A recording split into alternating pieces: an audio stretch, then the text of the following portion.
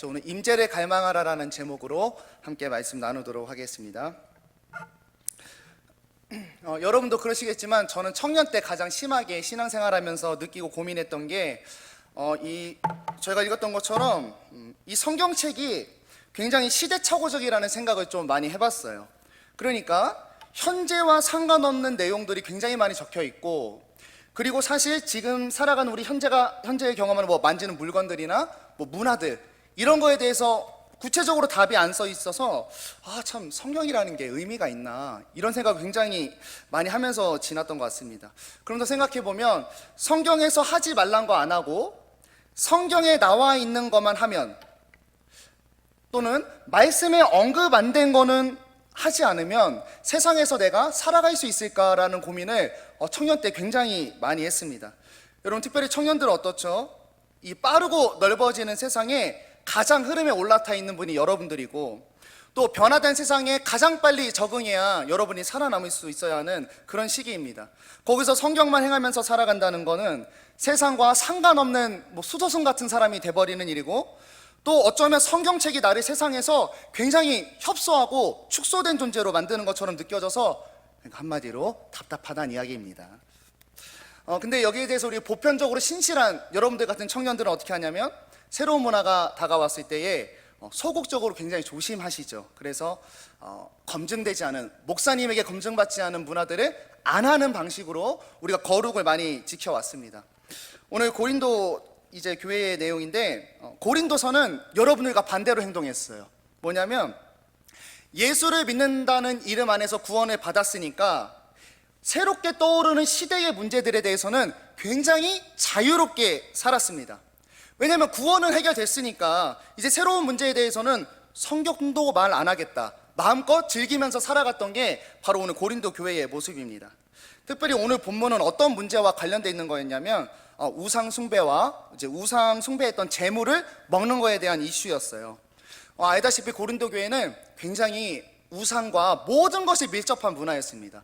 그러니까 음식들이 거의 다 우상의 재물에 바쳐졌다 나온 음식들이었고, 또 우상을 믿는 사람들끼리의 커뮤니티가 있어서 그런 노동조합 같은 데 가입되지 않으면 이 도시에서 살 수가 없는 곳이었어요.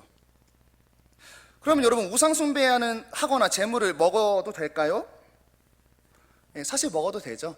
우상을 믿으니까 우상 숭배된 재물이어서 부정한 거지, 우린 신이 하나님 한 분밖에 없어서 저 돌덩이에 갔다 왔든 우상에 갔다 왔든 상관없이 먹어도 되는데, 바울이 저 오늘 고린도 후서 봤고요, 고린도 전서 때 어떤 말을 하냐면, 야, 너네 먹어도 되는 거 알아. 그런데 너희가 그렇게 자유롭게 행동하면 안 믿는 사람이 너네를 보고 시험 들어. 그러니까 먹지 마라고 이렇게 고린도 전서에서 얘기를 했어요.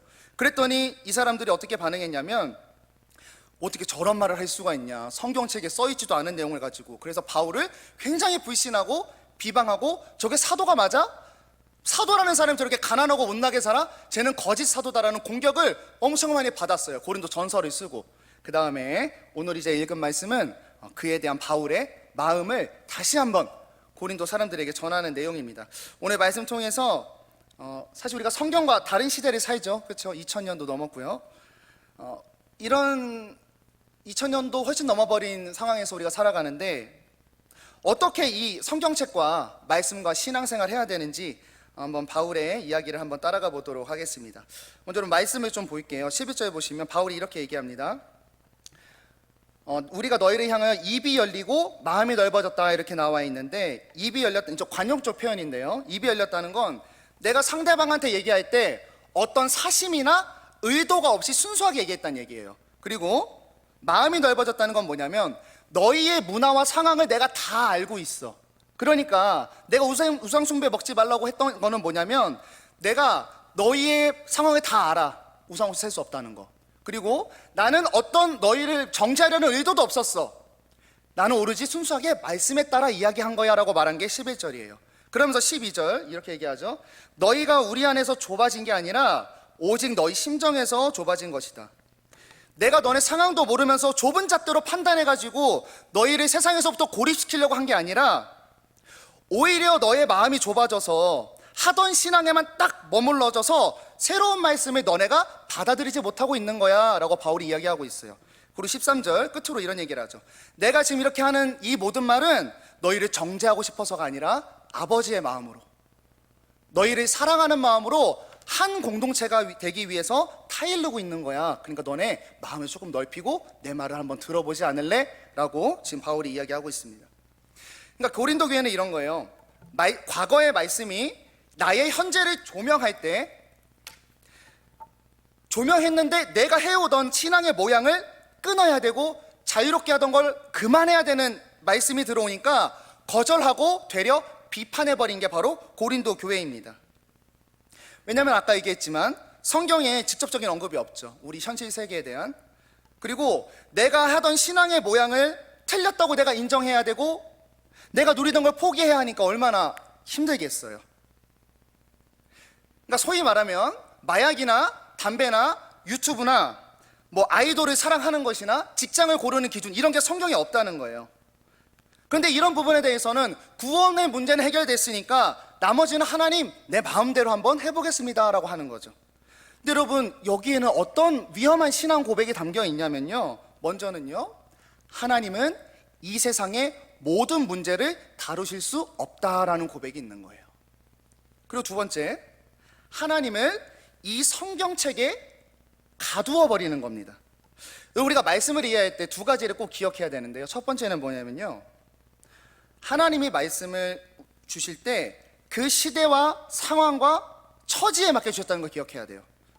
하나님의 의도와 마음과 뜻은 하나인데 여기 시대의 문화에 맞춰서 기록했어요. 그래서 우리 바울 서신에 보면 다 그 교회의 처지에 맞게 바울이 하나님의 뜻을 전하죠. 그리고 여러분이 많이 궁금해하시던 창세기를 한번 보세요. 여러분, 창세기와 1장과 2장의 창조의 순서가 다른 거 아시나요? 뭐가 맞고 뭐가 틀린 거죠? 하는 거죠. 그 창조의 내력은 창세기 모세가 썼잖아요. 모세는 출애굽기에 나오고, 그러면 모세는 창조를 못 봤는데 어떻게 창세기 썼을까? 이건 뭐냐면 당시에 고대 근동사회 다신론이었고 세계가 한 번에 지어졌다고 생각했고 천동설을 믿고 있던 그 세계관을 가진 사람에게 신은 한 분이고 하나님이 세상을 창조했다라는 것을 문학적으로 기술을 했기 때문에 창세기가 이렇게 쓰여져 있어서 지금의 우리가 발견하는 과학과 좀 다를 수 있다라고 하는 거예요. 자, 그렇게 우리가 이해한다면, 여전히 우리가 이 성경 속에서 하나님의 마음과 뜻을 안다면 이 말씀이 지금 내가 살고 있는 현재에게도 적용될 수가 있다는 걸 이해할 수 있는 거죠. 그리고 두 번째, 여러분, 성경은요 하나님을 위해서 쓰인 게 아니라는 걸 기억해야 돼요. 다시 말하면 하나님이 자기 자신을 완전하게 표현하기 위해 만든 작품이 성경이 아니다라는 것. 그러면 성경은 철저하게 누굴 위해 쓰였냐? 인간을 위해 쓰였습니다. 인간이 읽고 구원에 이르게 하기 위해 쓰인 게 성경이에요. 쉽게 얘기하면 이 66권에 담긴 워딩이 하나님의 전체를 표현하지 않는다라고 하는 겁니다. 그러니까 마치 이런 거예요. 하나님은 성경책에 가두는 건 이거죠. 만약에 여러분이 결혼하실 거죠? 네, 결혼을 하셔서 자녀를 낳았습니다. 자녀가 친구랑 싸우고 왔어요. 그래서 이야기를 합니다. 너 친구 때리면 안 돼. 정원 명령을 내렸죠. 그런데 이 친구가 이렇게 하는 거예요. 내 아들이. 아, 그러면 동생하고 어른은 때려도 되는구나. 어쩌면 우리가 성경을 그렇게 이해하고 있지 않은가 하는 거예요. 하나님의 뜻과 의도는 정확하게 나와 있는데 그것이 구체적으로 나를 짚어주지 않으니까 완전 그 삶에 대해서는 포기해버리는 거죠. 여러분, 그래서 성경을 통해서 우리가 자주 강조하지만 두 가지 꼭 하실 때, 먼저 말씀을 읽으실 때 온 시대를 관통하는 하나님의 마음과 뜻을 아셔야 합니다. 문자적으로 율법을 다 외우는 것도 너무 중요한 일이지만 그 율법 속에 담겨있는 하나님의 의도와 뜻을 아셔야 돼요. 그리고 두 번째는, 이제는 성경에는 적혀있지 않은 나의 상황에 이 말씀이 어떻게 적용되는지 뭘 해야 되냐면 기도를 해야 돼요. 기도를. 그렇게 말씀 읽고 기도로 하나님하고 부딪히고 또 세상에 나가서 싸워내는 거, 이 삶에 가장 치열하게 살아내는 삶의 모양이 나타내야 하는 세대, 그게 바로 여러분 청년입니다. 자, 그러면 구체적으로 어떻게 하나님이 내 삶을 말씀을 통해 다루도록 할 수 있을까요? 우리 14절부터 16절의 말씀인데요, 그때 고린도 전서에서 얘기했던 우상 숭배 이슈에 대해서 이야기를 하고 있어요. 그러면서 16절만 보시면 하나님이 임재하실 성전이 되라라고 우리에게 이야기하고 있습니다. 그러니까 여기서 오해하면 안 되는 게 세상에서 수도사처럼 고립돼서 살라는 게 아니라 세상에 있지만 여기 동사를 보면 함께 하겠느냐, 사귀겠느냐, 조화가 되겠느냐, 상관이 있겠느냐. 그러니까 세상 속에서 하나님이 우리 속에 있는 존재니까 우리는 세상과 함께 할 수 없고 사귈 수 없고 조화될 수 없고 상관없는 모양으로 있을 수밖에 없다는 걸 역설하고 있어요. 여러분, 우리가 신앙인으로서 세상에 들어가면 참 고린도 교회와 같아요. 고린도 지역도 신생 지역이었기 때문에 복음이 들어간 지 얼마 안 됐어요. 그래서 안 믿는 사람이 훨씬 많았습니다. 그리고 또한 이 세상의 문화를 받아들이지 않으면 살아갈 수가 없는 곳이었어요. 여러분, 우리도 그렇지 않나요? 여러분, 직장이나 밖에 나가시면 안 믿는 사람이 더 많죠. 또 여러분, 믿지 않는 사람하고 거래를 하거나 의사소통을 안 하면 살아갈 수가 없죠. 너무 고린도 교회와 똑같은데 여기에서 하나님 우리에게 원하시는 게 뭐냐면 세상 속에서 구별되라라고 하는 거예요. 그런데 오해 하나 짚고 넘어갈까요? 어떤 의미에서 구별되라는 건 아닌데 그건 뭐냐면 1번 선민의식. 너희는 죄인이고 난 구원받아 우월한 사람이야, 이런 의미의 구별이 아니고, 두 번째는 우월주의. 너희는 지옥 갈 사람이고 나는 하나님의 은혜를 받는 사람이야, 나는 하나님이란 백이 있어, 그런 의미에서 구별되라는 게 아니고, 세 번째 도피주의. 세상을 다 버려버리고 나 혼자 골방에 갇혀서 살아가는, 이런 의미에서 구별되라는 게 아니라 세상에 있지만 하나님 마음껏 임재하시고 역사하시고 관계하는 존재로 구별되라. 이게 하나님이 원하시는 구별된 존재, 거룩입니다. 거룩은 하나님과 관계하고 있는 상태가 거룩이에요. 그래서 하나님과 관계하고 있으면 당연히 구별됨이 드러나기 때문에 거룩하다라고 우리가 이야기를 하는 겁니다. 그럼 우리가 그럴 때 하나님이 뭐 하신다고 하는 거냐면, 그때 하나님이 보여준다는 거예요.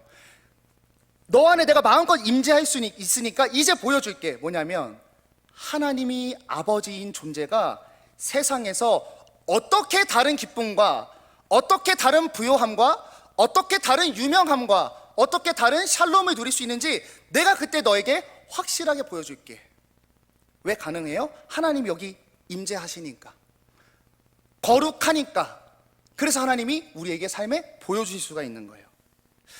네, 이렇게 끝나면 좋은데 걱정이 되는 게 사실입니다. 그렇죠? 여러분 직장생활 하시고, 저는 직장생활도 안 해보고 알바만 한 주제에 이런 말을 하는 게 참 듣기 어려우실 수도 있겠는데 18절에 보시면 하나님이 이 일을 하시는데 아버지로서 하신다고 나와 있어요. 아버지. 왕으로서 백성에게 명령하거나 내가 좋은 능력이 있어서 이 능력을 갖기 위해 네가 나에게 어떤 걸 해라, 이런 기브 앤 테이크가 아니라 아버지로서 인격적으로 우리를 그렇게 빚어가신다는 거예요. 시대와 상관없는 말씀으로 우리를 고립시키지 않고 우리의 상황과 처지와 만나는 사람에 맞게 하나님께서 일하신다라는 게 말씀의 포인트입니다. 여러분, 그걸 구체적으로 누가 한다라고 성경에 나와 있냐면 성령 하나님이 하신다라고 나와 있어요. 여러분, 성령님께서 많은 일을 하십니다. 많은 일을 하시는데 절대적인 원칙, 성령님은 말씀 없이 일하지 않으세요. 말씀을 조명해서 우리가 알게 하시고, 또 삶에서 성령님이 어떻게 일하시죠? 내가 안 말씀이 이 삶에서 어떤 의미가 되는지를 깨닫게 하시고, 또 성령님이 우리가 선택의 순간순간마다 말씀을 깨닫게 하셔서 생각나게 하셔서 행동하게 하세요. 여러분, 많은 이슈들이 있죠, 청년들로서. 근데 여러분, 성령과 함께 하시고 양심과 떨림을 주실 것 같아요. 솔직히 한번 얘기하면 그리스도인들에게 성령님께서 부어주시고 있는 바가 있지 않나요? 여러분이 할까 말까 고민하고 있는 어떤 문화들 말이죠. 우리가 그거를 할까 말까 고민하면서 했다 안 했다 하는 거, 그리고 이게 성경적으로 맞냐라고 자꾸 반문하는 건 사실 이런 거죠. 내가 바르게 알아서 확인하고 싶을 뿐이지, 여러분 마음과 양심과 심령과 의지와 의도와 목적에 성령님께서 이미 충분히 말씀하고 계실걸요. 술이고 담배고 인간관계고 혼전순결이고 마약이고 불로소득이고 도박이고 성령님께서 알려주시고 계실걸요. 근데 물론 그것에 대한 성경적인 신학적인 해석은 목회자들의 몫이겠죠. 그렇죠? 근데 여러분, 그럼 여러분은 무엇을 하고 계셔야 되냐면, 무엇을 또 할 수 있냐면, 거기에 섞이지 않는 존재와 모습으로 세상에 증거가 될 수 있어요. 어떤 증거가 될 수 있냐면, 성경을 벗어난 문화와 생활과 습관들이 창조되었을 때의 참 인간다움을 빼앗아 버리고 자신을 파괴하는 것으로 결론 짓는다는 것을 여러분들이 증거할 수 있어요. 반대로 말씀을 따르는 삶이 참 인간다운 삶, 참 사랑하는 삶, 참 함께하는 삶을 이뤄낼 수 있다는 것을 여러분이 증거할 수 있습니다. 여러분, 증거가 얼마나 중요하냐면 이런 의미에서 중요한 것 같아요.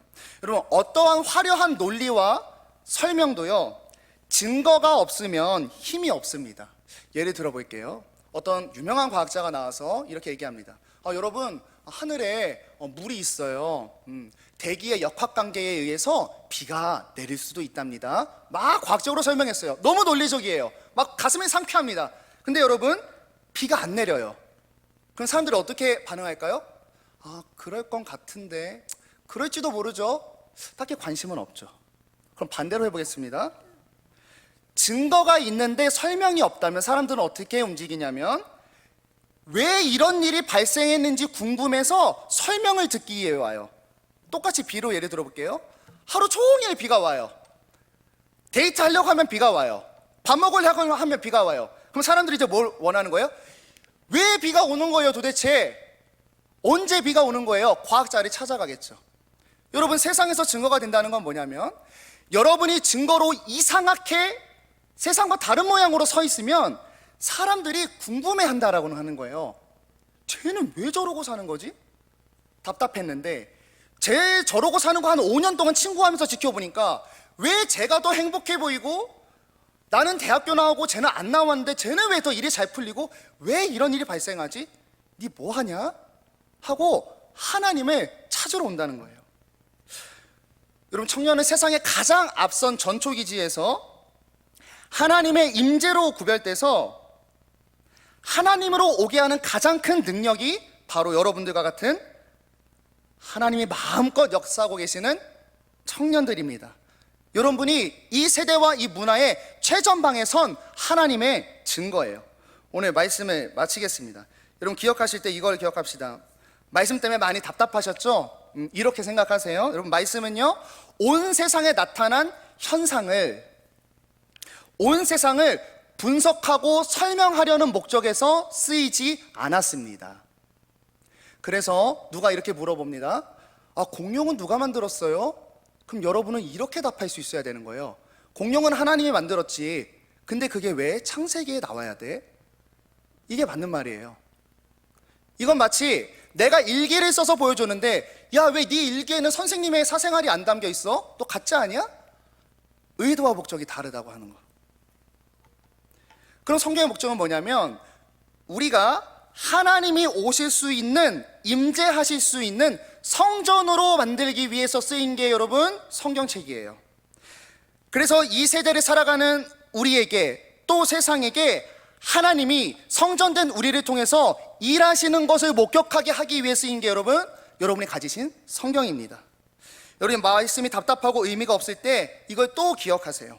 하나님은 그때나 지금이나 일하시며 같은 마음과 같은 뜻으로 성령을 통해 그 뜻을 새롭게 우리 삶에서 풀어낸다라는 것. 여러분, 우리의 인생은 성경책을 답습하고 반복하는 인생이 아니에요. 성경책에 있던 하나님의 마음이 내 삶에 풀어지면서 더 큰 일이 발생하는 걸 보게 되는 인생입니다. 여러분, 그래서 말씀으로 하나님의 뜻을 알고 기도로 나의 상황을 가져가는, 그래서 하나님이 임재한 존재의 모습, 거룩으로 서 있기를 간절히 축원합니다.